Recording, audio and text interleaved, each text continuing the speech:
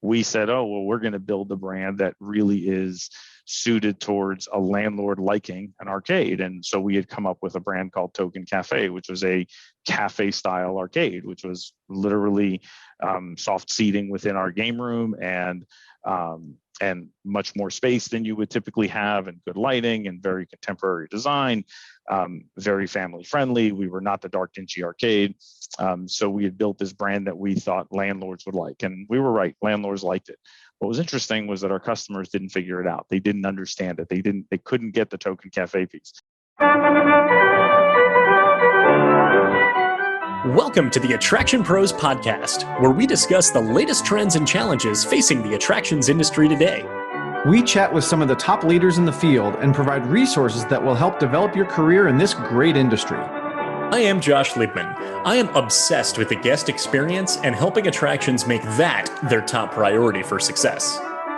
And I'm Matt Heller. I am passionate about organizational effectiveness, leadership development, and employee engagement. Now sit upright, hold on tight, and get ready for the Attraction Pros podcast. Hey, Matt, how's it going? It's going fantastically, Josh. How are you? I'm doing great. It is game time. Game time. Woo! But first, I have a question for you. All right. Do you have money that is tied to investments? Yes. How much? What investments? What are you doing with it? No, I'm just kidding. The reason I ask is because there is a certain mindset that goes into managing your investment, knowing that you really want to protect the money that goes in to make sure that it is doing what it needs to do, right? That it gives you a return, that it grows, that you're not just losing it. And there's there can be a lot of strategy to it, which is why, investment manager is probably a good career choice for people who have a good, strong financial education and background. That's right.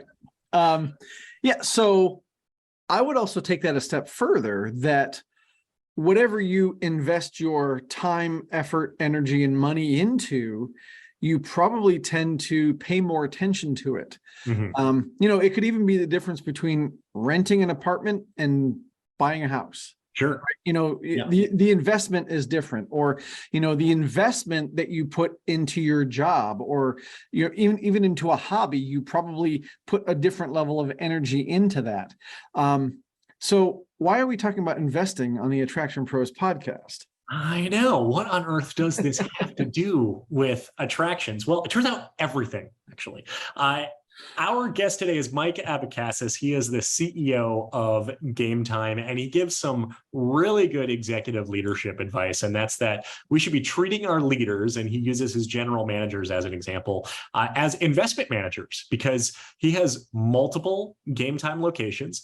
All of those are investments that he has made into building a business, building an entertainment center, building a location that costs a lot of money, that continually costs a lot of money, and every single dollar that goes into it needs to be treated properly so that it can return money back, and that the money is not wasted. So a general manager, in many ways, is managing the investment of the business.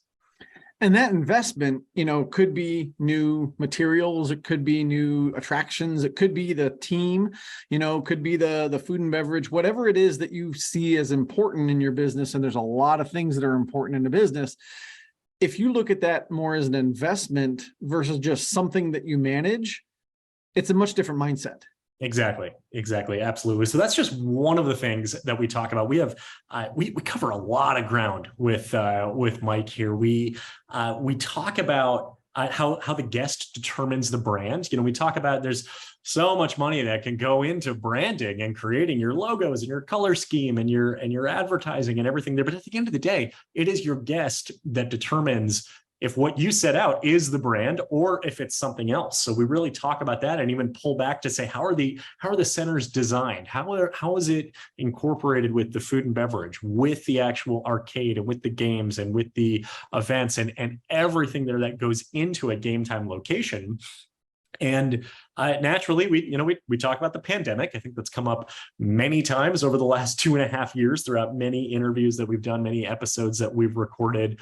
And he's got quite an interesting recovery story. GameTime filed for Chapter 11 bankruptcy, and 6 months and 7 days later, exited that bankruptcy in a much better situation. So we get to really unpack what it's like to file for bankruptcy and how Mike actually inadvertently prepared for that for so many years of the way that he has managed the business. And we get to hear all about how he was able to do that.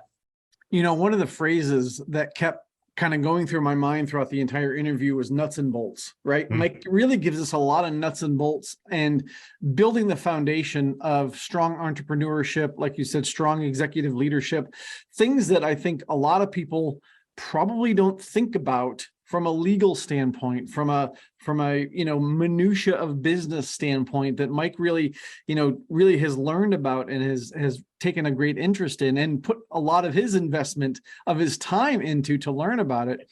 That I think if you listen to this episode and you don't take away some nuts and bolts about how to run a business, then maybe go back and listen to it again, because you'll get it the second time. Because Mike does cover a lot of ground. Take some notes, get your pen and pencil ready, put your notes in your phone, whatever you want to do. But there's a lot of nuts and bolts in here about the legal side of business and just kind of business in general. Yeah, and it's so fascinating. So I would say let's get to this interview with Mike Abecassis. It's game time. Mike Abecassis, welcome to the Attraction Pros podcast. We're really excited to chat with you today. How are you? Very good. Thank you for having me. Our pleasure. So Mike, to kick this off, can you give us a little bit of background about yourself, and also tell us all about GameTime? Oh God, that's a long story. I think I'm going to take up the whole podcast in the introduction, but short version myself, I've married 2 kids. Probably the most important part of my life, obviously, is family, and enjoy my little girls that I continue to call little, and one's 18 and now going to UCF, and the other is 16 and driving, or I should say driving is crazy. She's ready to overtake the world and doesn't understand why she's not already running GameTime. So it's kind of fun to see how their perspective is.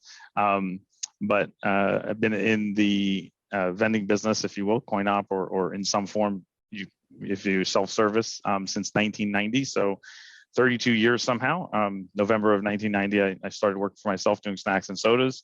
And the story is told in long tales of every piece that you can put a coin into legally we've done. So coin laundry, payphones, all sorts of things that we've done, but landed pretty comfortably on the game side and the entertainment piece. Enjoyed it, and I think we're pretty good at it. So we've kind of stuck with it for a good amount of time now. I've been operating amusement routes since 1998 on the game side, and in 2010 we had the opportunity to acquire 2 GameWorks locations, or actually 3. One was a simultaneous transaction to someone else, and 2 locations being our Miami and Tampa stores, and converted them or rebranded them to GameTime, and grew the brand ever since. So we're 6 stores today. Had a couple other stores in the pipe for development entering into COVID, and that kind of threw some wrenches in things, and we've landed where we are today, and healthy with 6 stores, and kind of re-gearing for that next push in growth.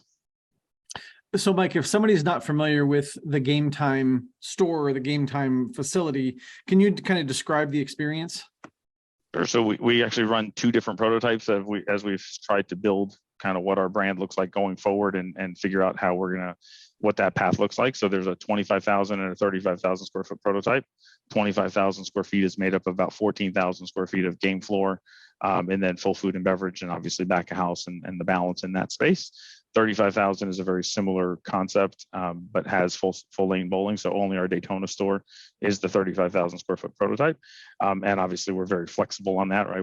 We don't have a pre-built prototype that we scrape any building that exists and build it ground up. We'll obviously backfill an existing space. We've had the luxury of building 2 brand new stores, which is certainly a learning experience and what it takes to develop a store from the ground up.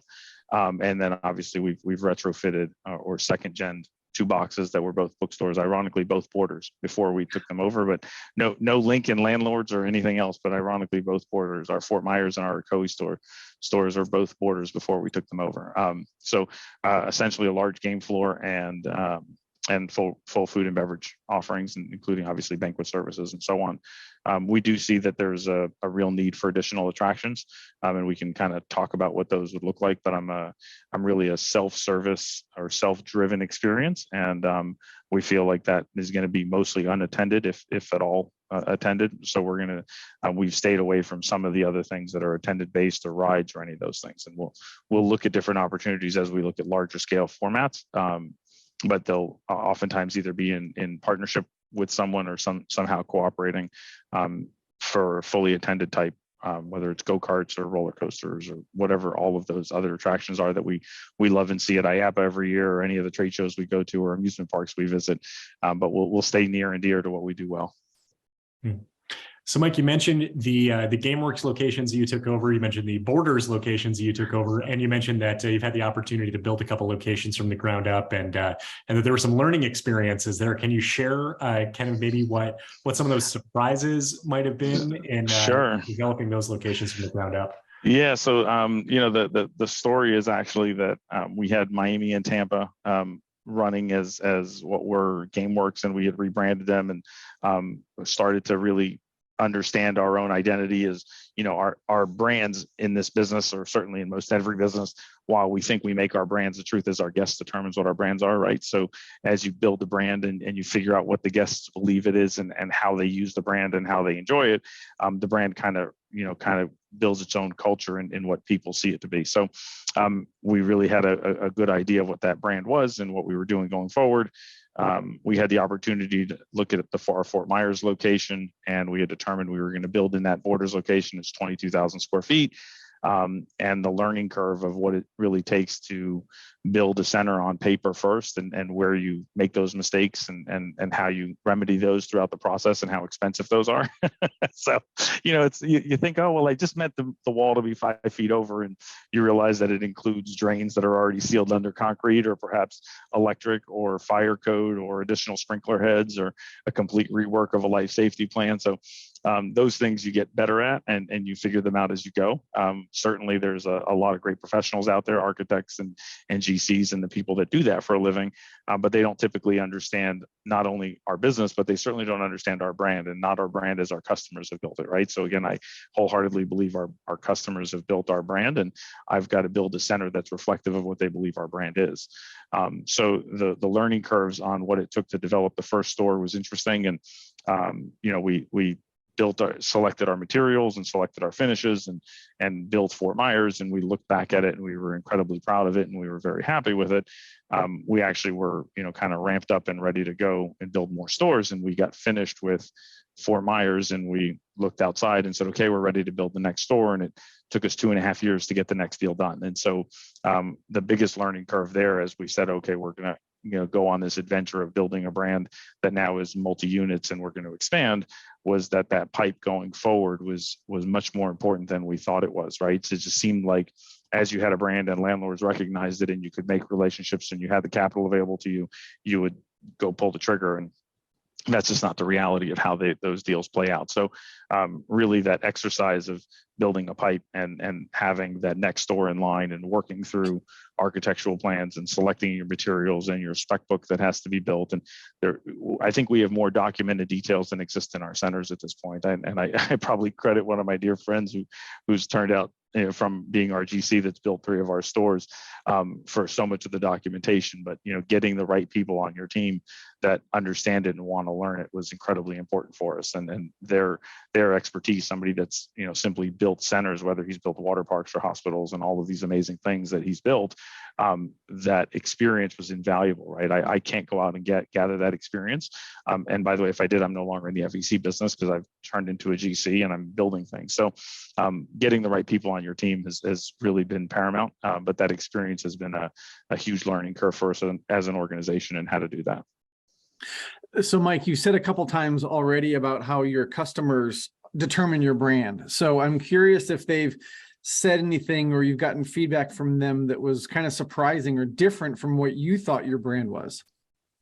So that's interesting, and I'll give you a little bit of a story that goes back to a prior brand, and you'll appreciate why I think our customers really build our brand. But we had built a small chain of inline game rooms in malls. So inlines are called in line with other stores. That's what the mall business calls them. So we were small inline game rooms, and we had acquired one, and then we had acquired another, and then took over 2 spaces and built that. And what we found as I wanted to grow that was that the biggest barrier was landlords, was that we were the unwanted stepchild of the mall, right? So they all believed they needed an ice cream parlor. They all believed they needed more than one ice cream parlor. They certainly could take a candy store, and they would subsidize a candy store because there was no money in it, but they all needed a Gap. They all needed a Starbucks or a coffee. Their food court had to be full, all of those things. Well, the arcade, they certainly didn't feel they needed, right? And so we said, oh, well, we're going to build a brand that really is suited towards a landlord liking an arcade. And so we had come up with a brand called Token Cafe, which was a cafe style arcade, which was literally soft seating within our game room, and much more space than you would typically have, and good lighting and very contemporary design, very family friendly. We were not the dark, dingy arcade. So we had built this brand that we thought landlords would like, and we were right. Landlords liked it. What was interesting was that our customers didn't figure it out. They didn't understand it. They couldn't get the Token Cafe piece. And there was a day that we got into a dispute with the state of Florida. So much so that we got shut down as an arcade in our Sebring location. And it took us escalating it to the governor's office, ironically. And I had some contacts from doing some advocacy trips up to the state, and we had made some calls and really just kind of pushed our way. That we didn't get the governor on the phone, but we got to the governor's office and really made some waves. And it took us a day and a half to get back open. But in our Sebring location, there was a health inspector in the store that said we're operating a cafe legally without a food license. And I said, well, we're not a cafe. And they said, no, you are a cafe. It says it on your sign. I said, no, we're not a cafe. And she brought the sheriff, and she shut us down for operating without a food license. We said, we're not serving food. She goes, oh, you sell gummy bears at the redemption counter. And I'm like, okay, there's definitely something wrong with our brand when we have a health inspector telling us we need a food service license. And I had come to realize at that point was that while I had understood the brand that I put together that I believed was going to sell what I wanted to sell, I figured customers would show up and they would enjoy an arcade as we knew they would in malls, and still do today. It's certainly not what it was in the late 80s or early 90s, but the landlords would understand it and would look at the profile of what we build and say, oh, it's family friendly, it's clean, it's nice, and so on. It didn't jive with the customers, and I knew that once the health inspector had fought with us to shut us down. So in our adventure with GameTime, I think it's interesting that we get compared to many of our competitors, right? So you'll hear that, oh, I went to a main event and it's like a Dave & Buster's, or you're like a Dave & Buster's, or you're like a Chuck E. Cheese for adults. We hear a lot of those comparisons, and I'll get, a landlord might ask me if we're in a meeting and they say, oh, so you're like a Dave & Buster's, and they'll say, oh, well, I'm not trying to insult you. And I said, well, hold on, you're comparing me to a company that at the time that they're publicly traded. And I said, last quarter they reported they're going to do $1.2 billion this year. I'm pretty sure you can compare me all day long, as long as you're willing to give me a lease that's reflective of a balance sheet that's doing $1.2 billion, right? So, didn't take it wrong, but not a lot that's surprising, I guess, in kind of how our customers interpreted the brand. But we built it consciously, believing that we were a family-friendly version of a Dave & Buster's or a Main Event, or what that is, right? So I believe there's a great place, and those brands do a great job with their audience, but they're pretty well focused on a 24 to 35-year-old male, kind of who that is, and what they'll do with pay-per-view fights or sports, and kind of what their bartenders will or won't wear, or what they'll sell. And so we were just looking for a broader family audience, and I think we've done a pretty good job at it. I think we've probably made more adjustments than I can recall, but I think we've hit the mark, and that I'm proud of who our guest is. I'm proud of how we serve them, and the results that we get. So I think for the most part, they see what we saw, and we've gotten it right. That's really fascinating. Thank you for sharing all of that. One of the things too, and you mentioned it toward the beginning, but wanted to come back to that too, is the importance of the F&B aspect, the food and beverage within GameTime. As it compares to perhaps those other types of FECs that the landlords might compare you to, that it's very important for them as well. Curious as far as I would say the significance in it, and maybe I almost want to say the evolution of food and beverage within the FEC experience. And you really take an approach that it's much more heightened, it's much more elevated than perhaps what the standard may have been in the past, and really kind of weaving that into the strategy that says, yeah, you can play here, but you should plan to come here around mealtime as well. Sure. So I think food and beverage takes an enormous amount of focus and a great amount of energy. It's probably that 80-20 rule, right? So 80% of your focus goes there and it makes up 20% of your results, is probably closer to what food and beverage does in our environment. We don't do nearly as good in food and beverage as I'd like to, right? I think we all look at segments of our business and say, we could be better at it, or we certainly should be experts in this field. I think we do a very good job. I think we're probably 90-95% scratch kitchen. So I think that the product that comes out is above the expectations of the guest. But we're not driving them back again for it. So we're doing something wrong, right? If our guests are saying, no, we didn't come at all to play, we're just having dinner and we left, then I think we did something right on food and beverage, right? And I don't necessarily think we're in the food and beverage space. I'm not trying to compete with the dart, and I certainly think there's a great place for Cheesecake Factory and that those experiences matter. In an experience where we're complementing our game floor, I think we do a good job at it. I'd like to see our percentage shift a little bit heavier to food and beverage, and a few of those components will continue to change. We started off in 2010, and when we took over the two GameWorks locations, there was a lot of inconsistencies in the food. GameWorks had a very robust food and beverage department and a great team there running it. And one is, I knew going in, I didn't have that, right? I could keep their current menu and I could continue to do it.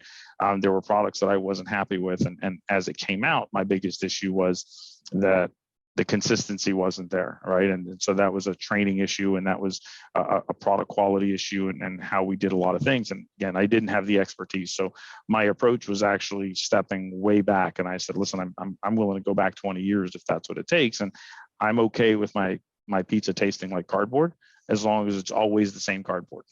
And then I'll figure out how to get better cardboard next, but let me first get it consistent. And so what I wanted was that when a guest came in and they had an expectation, we met that expectation. So if their expectation was that the pizza was mediocre, but it was the same as last time, I had thought we hit it on the mark to begin with, right? And so we kind of pieced that together by first standardizing what was there, and then we started to build a more robust food and beverage department. I can tell you that food and beverage does take an enormous amount of energy, and the results that come out within our space are always diminished, and it's because of the lack of expectations from a guest perspective, right? So again, I'm a Dave & Buster's fan. I'll use their brand regularly. Their Hollywood store is a few miles from my office, and I go there regularly. Certainly if someone's in town, I'm thrilled to take them and see what Dave & Buster's is doing, and always happy with their food.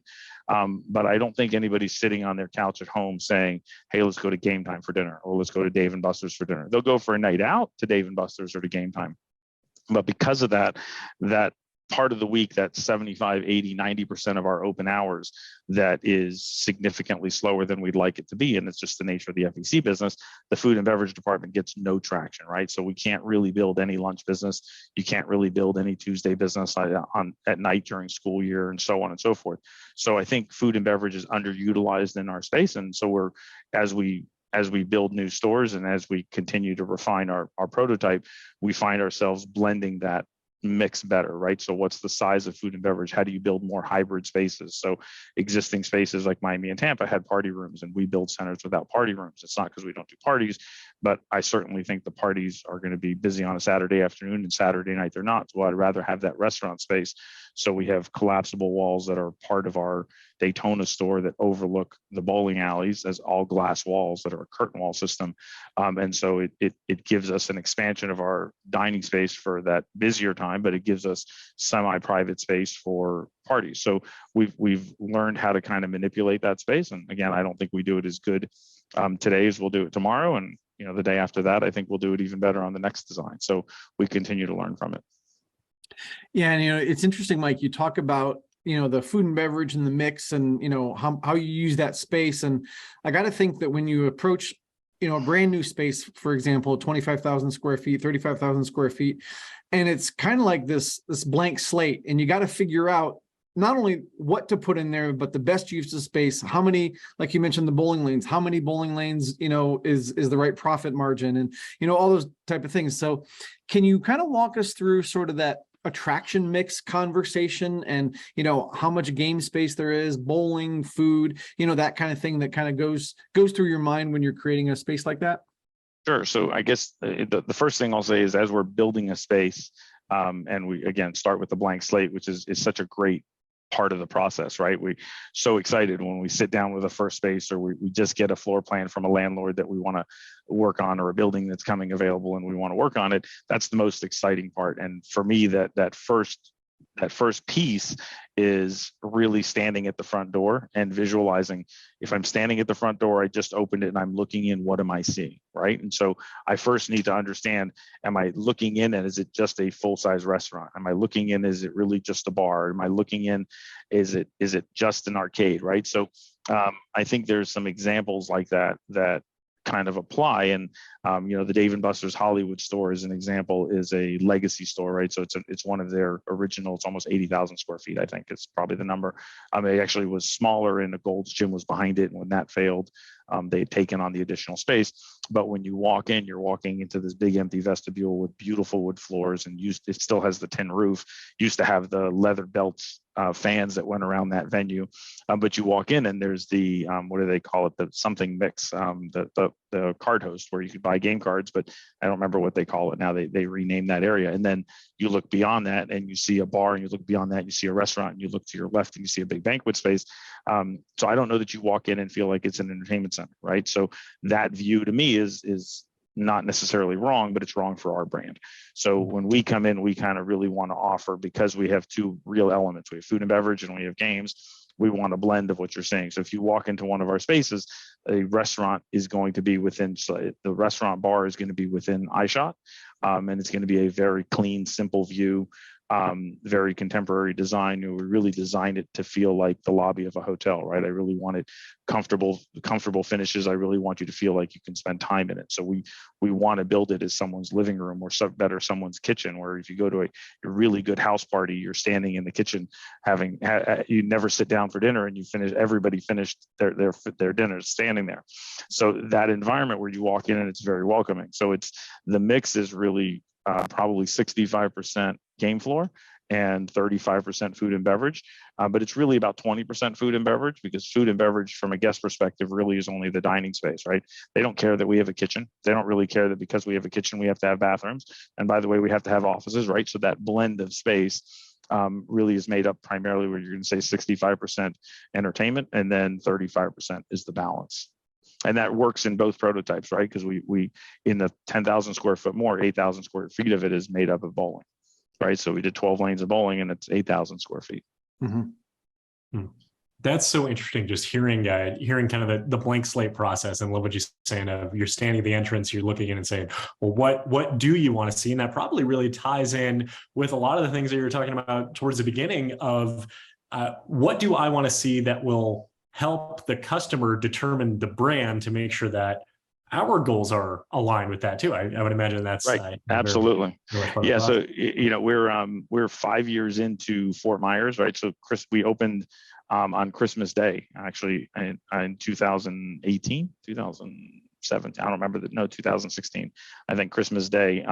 And we opened only the game floor. And so we're 5 years in, and we structure our deals, certainly now what we've learned, but we structure our deals as 15-year deals and 3 5-year options. So we want 30-year control on a space, with the intent that in the first 15 years, there's a rebrand of a prototype, right? So we go to a Gen 2 within a space. So the building gets beat up, and for a building that doesn't get beat up, it means they didn't make any money, right? So the most beat up FECs are the ones you really wish you owned, and the ones that look beautiful all the time, you're kind of questioning what they do for a living. So our Fort Myers store, we're getting ready to remodel, and actually just going into COVID, we were really getting to it. We were going to remodel it earlier. Again, it's the first store we built in a second gen space, but it was the first store we built. So we learned a lot.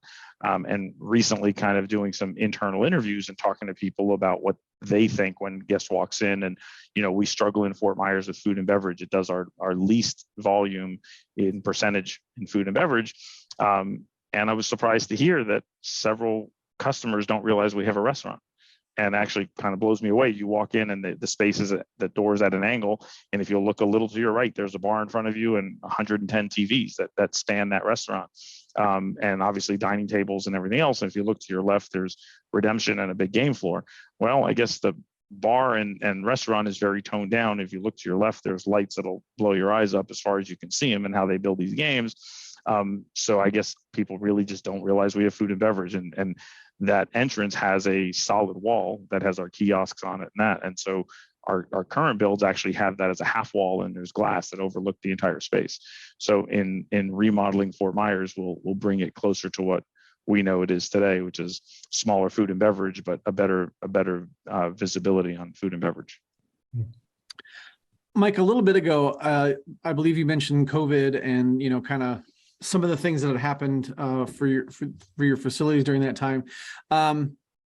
Some people will say COVID's over. Some people will say that, we're still dealing with it. And in different places you go, there's still things you have to do, wearing masks and things like that. But I'm just curious kind of how COVID kind of affected GameTime and what kind of things you did to overcome those and get back on track. Sure. So I guess I'll give my view on it, which is being here in Florida and, maybe feeling a certain way with how we've got to climb through it. But now knowing what we know and truly looking backwards, I actually think COVID never happened. Right. So I can't tell you we didn't live through it through the decisions that were made. But I don't know that COVID ever took place in how it played out in our minds while it was going on. So certainly in hindsight, I think the Monday morning quarterbacking the game, I think we'd have all played it differently. So COVID was interesting in that we took on some pretty large life lessons. A lot of them I wish I never had, right? I think most of us took lessons on that we thought, God, I'd be okay if I never knew how to do that. But we fought through it like I think everybody else. We were very fortunate to be in Florida that we got open sooner than others. We did all the things that everybody seemed to think we should do, including ourselves, right? So we required masks and we sold masks that, if you didn't have a mask, and we did our best to serve our guests, and we tried to do social distancing, and we put sanitizer stations everywhere and did all of those things. It impacted our venues drastically, obviously from a revenue perspective.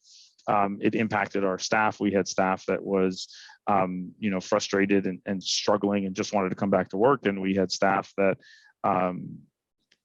was scared to come into work. We had a manager that was really great in a venue, and he was pretty new to us, and had two newborns, right, as two twin newborns, right, as COVID happened. And as we were getting ramped back up to open and we invited everybody back, I think he worked 1 or 2 shifts and was too scared to come back to work, was literally terrified to bring home COVID to his 2 infants, which I can appreciate, right? And good guy and great manager. And I don't know what he's doing today. I certainly wish him well. And I hope his 2 children, which were most important to him, and by the way, should be, are doing great. But we had every span of impact that you could have, whether it was the closure or the uncertainty of how to do it, or do you shut off every other machine? Do you let guests play on the same machine together?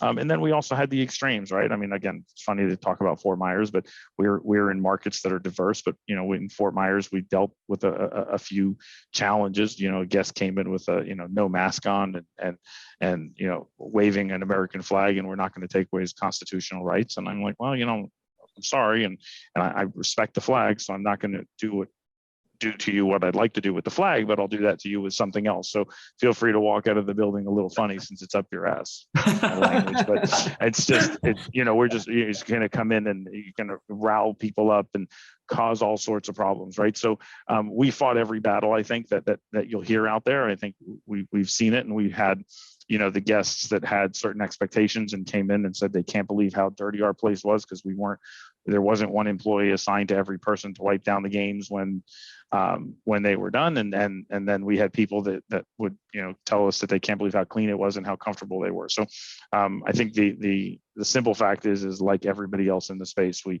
tried incredibly hard. We're here on the other side of it, and we're still here, so that's a good thing. But a lot of life lessons. I mean, I don't even know that I could really repeat them all. I remember hearing things that I just couldn't believe we were hearing, whether, we had gotten our Miami-Dade store had gotten closed and then reopened with all of our stores and then reclosed by the county.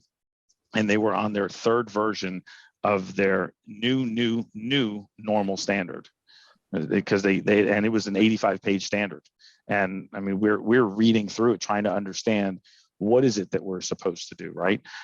So, and that's kind of when I say, if you look back and now knowing what we know, did COVID ever really happen? And I would wager to say no from a scientific perspective. I think there's a lot of things that had real impacts, but I don't think the death toll or the death count was real relative to the reflection of actual COVID causes. I don't think the transmissibility was right. I don't think masks really did anything. There's a lot of those possibilities. And again, I don't know well enough. I can tell you that if something comes out again, then I'm scared to bring it home. I'm wearing a mask if I think it's going to make me feel better. So I don't think it's wrong that I wore a mask for a period of time. I just think in hindsight, I don't think COVID ever really happened. So, Mike, there was a period of 6 months there where GameTime filed for and then exited Chapter 11 bankruptcy. I would love it if you'd be able to share. I think what I call a pandemic recovery story, or just sure. maybe just take us through that roller coaster. Yeah. So funny, you and I have had conversations in the past, and I speak publicly about how I really try to run a lot of exercises in our organization. And, I find that organizations do their best at their worst times and their worst at their best times, right? So I mean, I think you can see that the big automakers make their worst union deals at their best time when money is flowing, and they make their best deals when they're on Capitol Hill asking for money and being told, why'd you fly here on a private jet, right? So those decisions are very clear in that public view. So, when you have centers like ours or a park or any of the others, if you have a guest injury, you'll find that the entire staff or everybody pulls together and they go inspect the park for trip hazards or somewhere somebody can cut themselves, or what's the right safety protocol and so on. So I run these exercises, and I typically like to do 3 a year. I typically do them towards the end of the year, because in the route business, we were always slower at that time of year. And I would run exercises. So one year it would be, we had a very bad car accident with a route driver, and we'd pull people together and we'd talk about what could we do different, and should we really have a policy that you're not on your phone while you're driving, and if you're on the clock, that we really want that, or should we have whatever those are. If you're loading ATMs, do we really have a policy that you're always loading with 2 people, because you're just not going to be carrying cash? And it's not even a matter that I don't want bodyguards. I don't want people that are going to, fight with someone else for the money. But there's some safety in numbers. Somebody's paying attention to who's behind them, and they're handling $20,000 in cash, right? So those exercises are very interesting. So bankruptcy was an exercise that I did for many years, and I would typically sit back for a day or 2 in my office, or 3 days early on, and evaluate our decisions over the past 12 months. If I was filing for bankruptcy, what decision would I have to ask for to be redone, right? So if I'm going to go ask for a redo and say, Your Honor, I signed this contract, but I don't really think I should be obligated to it, and I want you to forego it. Whether they would allow me to or not, I would run that exercise. And early on, I found lots of those decisions. As a young entrepreneur, I made a bunch of those decisions, whether it was I bought at least a more expensive car that I enjoyed driving, and I was using it as my company car, and I was burning cash that I shouldn't burn. Well, then maybe I should have a nice car that I keep at home, and I can have my car for work that I'm going to put 65,000 miles a year on, is what I was doing early on, right? So those decisions were very interesting. And as the years went on, I would do that exercise, and I no longer found anything that I needed to undo, that I needed to say, I think this is a wrong decision, right? So I had removed a lot of the fluff, and I still certainly, I'm human, and we work for the things that we want. And so I'm not arguing that I don't have any fluff at home, but from a work perspective, I think we've worked really hard to have the things that are necessary and to run a very prudent operation. So it's been probably 4 years that I hadn't run a bankruptcy exercise. And September 24th, on a Friday, we were in a position where we needed to file for Chapter 11 reorganization to protect ourselves, and we did. And going into it, the short version, and I'll share some more details, but the short version is we went into it with two problems that were outside of our control, both landlord issues. And those were the only two things that we ended up asking for help with in bankruptcy, amazingly. So I look back and I said, I actually remember thinking about it and going, I can't believe I didn't have anything else. I didn't have a bunch of little contracts that I needed to wash. I didn't have somebody that I owed money to that I wanted to get rid of.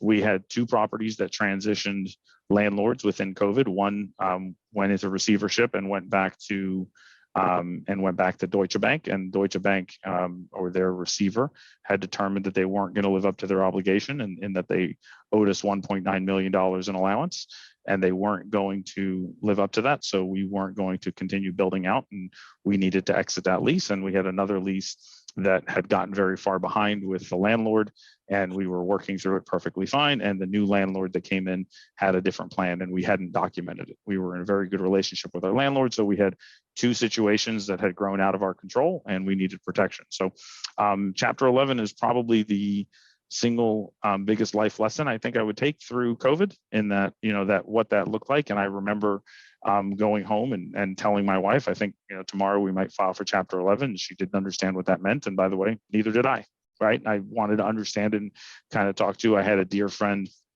in a non-affiliated business, a large candy company, that ironically had filed for reorganization as well, and used the same attorney by complete fluke. In conversation with the law firm, he said, "Oh, we did this company," and I said, "Oh gosh." And I hung up the phone with him, and he didn't know, but I called the CEO, who I knew personally, and talked to him about it. And they were owned by a large hedge fund, and he wasn't given the option. He was told that they were filing for reorganization and that they were going to resolve.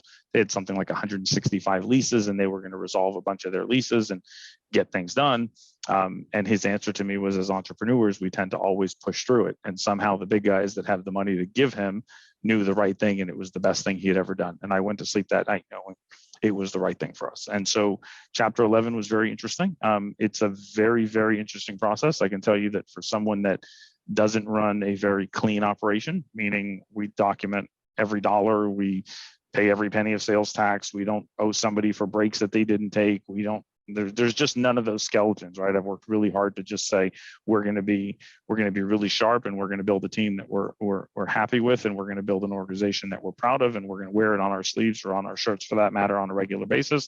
And so going into it, we had very little to share and to document, and we had almost nothing contested. The one landlord that for our Miami landlord, that was the new landlord, had a few things to file in contesting, and they didn't like that the protections that the law offered us we were afforded, and that was it. We didn't have any vendors show up. We didn't ask for a discount from any of our banks. We didn't ask for a discount from any of our vendors. We didn't ask for anything. In that example, we had a few vendors that, more than anything, I felt bad. We have 20-year relationships with vendors, and while I'm able and willing to pay them, we were sitting on several $1 million in cash. We weren't allowed. If it was pre-petition, if it was the day before or the minute before we filed petition, you're not allowed to pay it.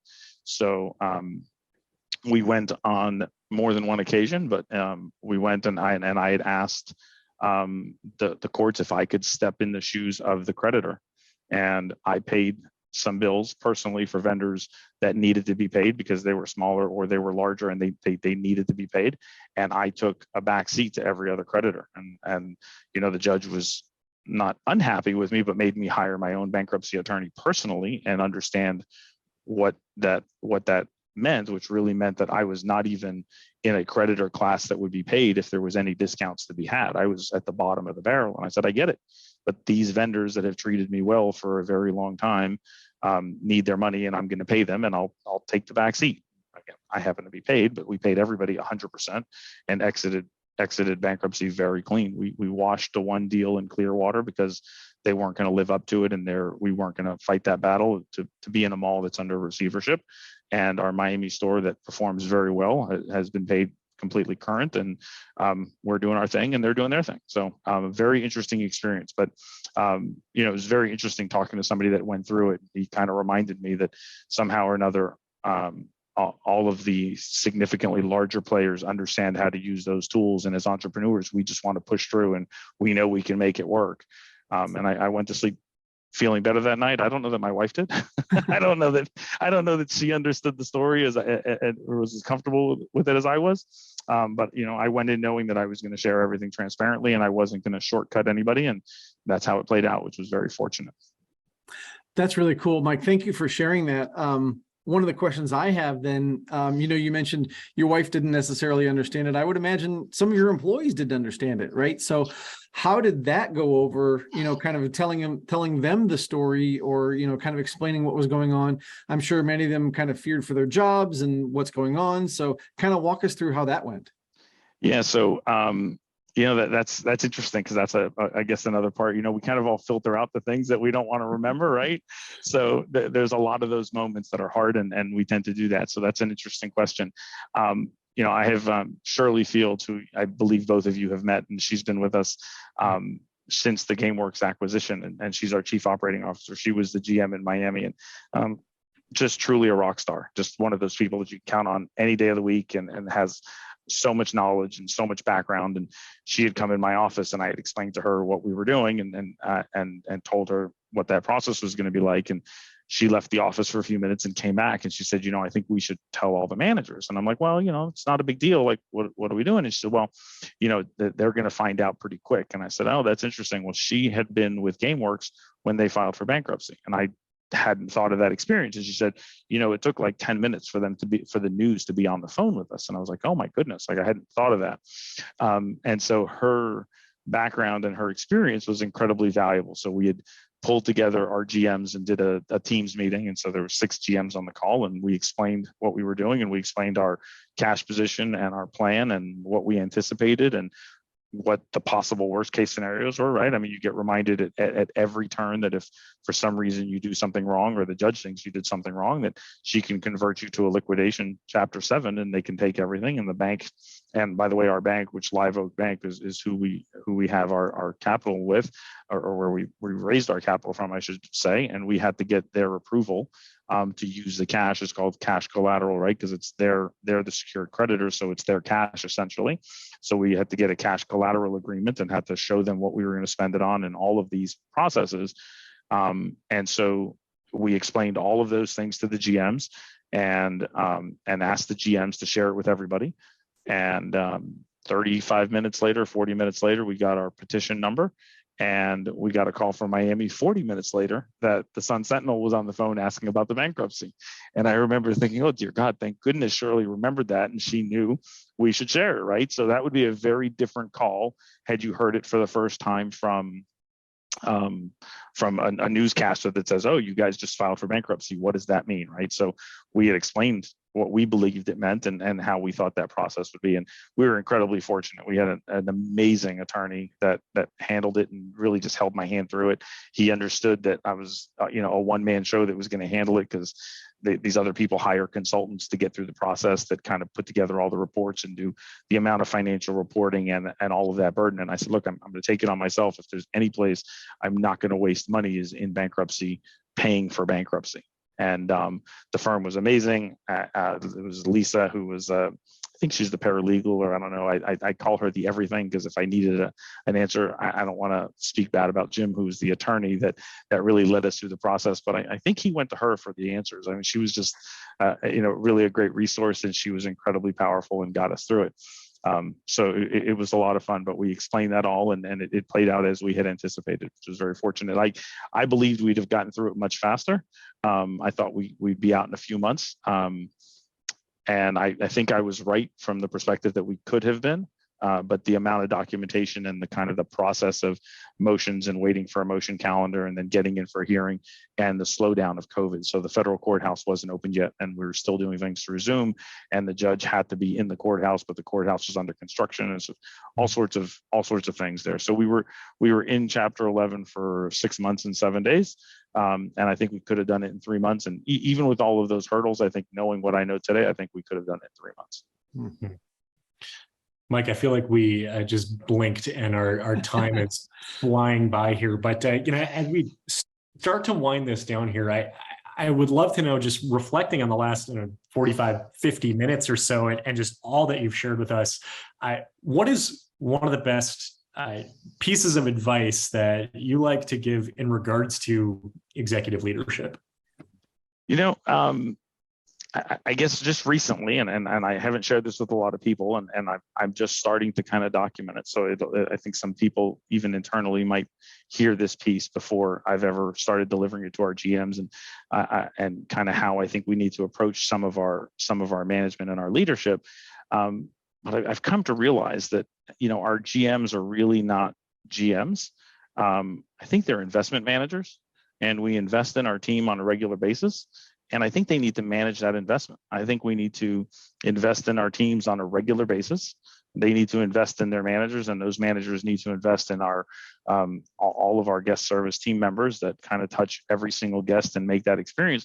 And I started to kind of think it through and digest that, and I realized that if they approach it as an investment manager, I think if you were an investment manager and you had, and let's just take any one of our venues, and we spend $1 million a year in payroll, right? So if you were saying you're going to invest $1 million over the year and you're going to continue to invest it every week, where are you investing it? And are you investing it in the right companies? Are you going to replace that team member because they're not the right team member? Or if you've decided to invest in that team member and you're frustrated with them, are you really going to give up on them but still allow them to show up, right? So you've got somebody that kind of does, oh, whatever, oh, they're here, but they kind of just do their thing, right?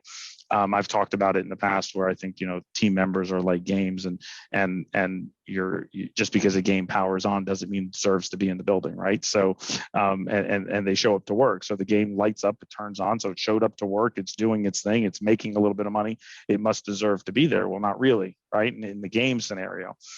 So in the example of our GMs and our management teams, I really think they need to approach their jobs as investment managers, and investment managers evaluate their investment on a regular basis. They write reports and they put together shift notes on a regular basis of how their investments are paying off. They watch for dividends. They determine who they're going to invest more money with, right? So if you've got your money divided up and you're going to give somebody a raise, are you giving it to the right person, or are you putting more money in the right place? And if you're going to invest even much more than money and you're going to invest your time in that person, are you investing it in the right place? Are they in the right position in the building? Have you postured them properly? Have you trained them? Have you invested in them as they deserve? And are you getting the payback, right? So there's often times where you can make an investment and it might be a great investment, and for whatever reason, the rest of the public doesn't think that stock is going to perform, and the stock never performs. Well, just because you think they're the right person doesn't mean they're in the right place or the right position. So I think we're going to really dig into that a little bit more and try to understand it. But I think from a leadership perspective, I would ask people to start looking at every dollar that goes out as an investment. And if they're looking at it as an investment and they expect a return, are they putting it in the right place? Yeah, and that's really probably a mindset shift for a lot of people, right? Thinking about being a general manager and managing the facility, that's very different than looking at it as an investor and really an owner, right? And looking at, I own every dollar. And if I'm, like you said, going to spend or invest $1 million in labor, I've got to get the right payback or return on that. And I think that really, at least in my mind, if I were in that position, would say, well, I've got to make sure I'm getting the right return, which means I may have to do something different. Like you said, I may have to coach people differently. I may have to, put a little bit more time into a specific team member, or, if they're not the right fit, then it's time to separate. Right. So, How often do you leave an investment that's rotting, sitting rotting, right? Exactly. So if you view it as an investment, and again, our team members, and when we look at them, unlike a stock as an investment that you put together and as a portfolio, and maybe you rediversify, if you had $1 million to invest, but every single week you had to make the decisions, your investments would be different. And so I'm going to ask our management, and our style is going to really be looking at that, because I think they tend to think that they're, as our GMs, our managers don't necessarily think they can spend money, and don't necessarily think that they have certain powers, because I think they view it and they say, oh, well, they're managing that from corporate, or they give us an hour budget, or they give us payroll. But the reality is by them putting somebody on schedule, they've written them a check, right? So someone shows up to work and they have a pay rate, and we're going to pay it. So they've essentially signed that check. So on a regular basis, they're investing, and I don't know that they've ever viewed it and said, I need a return for that investment. And by the way, what you do to an investment is you treat it well. right? When's the last time you invested in a stock and then went on social media and badmouth the crap out of the company you just put money into, right? So, but in the meantime, we have team members that we don't necessarily have a personal connection with as we should, or managers should. And behind someone's back, we see a manager kind of go, oh yeah, he's always late, or she's always doing this. Oh, they're always on their phone. And so, I think oftentimes I think that we forget that. So investments get treated differently. And the last piece of that is, I think when an investment isn't going correctly, I think people tend to own it, right? They say, oh, that was my choice. And I've recently, again, really digging through this, it's probably 4 days old in my brain at this point.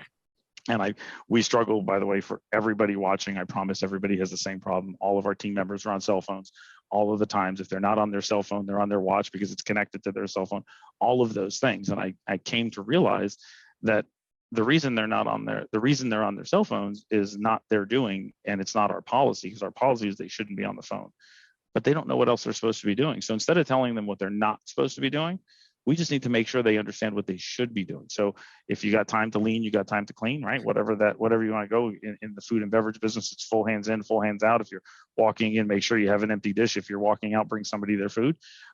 So I think as leadership, I don't know that we give anybody the ability and the direction to take on other tasks and what they should be doing when they're not busy. And I think that's what causes their phones to be picked up.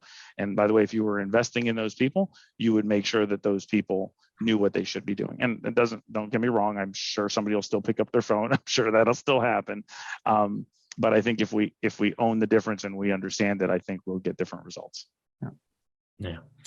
So much to think about there, treating your GMs as investment managers, and then just everything that springboards from there. So Mike, thanks so much for sharing that advice and for everything today here. If people want to learn more about GameTime, or if they want to get a hold of you directly, where would you send them? Certainly our website is gametimeplayers.com for just information on our company. Obviously, I would encourage them to visit any of our centers. A lot of the people hopefully watching this will get to see in November at IAPA, our Kissimmee store, which is our latest generation store that opened the January before COVID. So as COVID was going on, I guess, somewhere in the world, is about 15 minutes from the convention center. I would encourage them to visit it and see it and touch it and feel it. And by the way, provide me feedback. I'd love to hear it. I certainly want to hear it from my guests on a regular basis. I'd love to hear it from people in our space that may or may not have constructive criticism or any criticism. I want to hear it, and I'll filter it as I see fit. And certainly, if they want to get in touch with me personally, they're always welcome to email me. Email is a great resource for me because it allows me to do it at my time. So for somebody that wants to get connected with me, email is great. But I would tell you that maybe a little slow responding, but I promise I'll respond. So we'll get connected, and certainly love to see everybody at IAP. I know I'll see you guys there. It's certainly the funnest week of the year, and it's always my birthday during IAP on November 15th. So this year it starts they're kicking off the entire show for me again this year. It's just wonderful. So so nice. Yeah, so I'll be there for my birthday, and I'll be there enjoying the show. He certainly gets my blood flowing the right way. The show's a great time. Well, Mike, I can't wait to see you on your birthday, and we'll celebrate with 30,000 of our closest friends. There you go. In Orlando. But Mike, again, thank you so much for your time today. It's really been a fascinating conversation. And for everybody who's out there watching and listening, just remember, we are all Attraction Pros. Thanks for listening to the Attraction Pros podcast. Make sure to subscribe so you can tune in when new episodes release. And even better, please leave us a review on iTunes. For more information, visit attractionpros.com.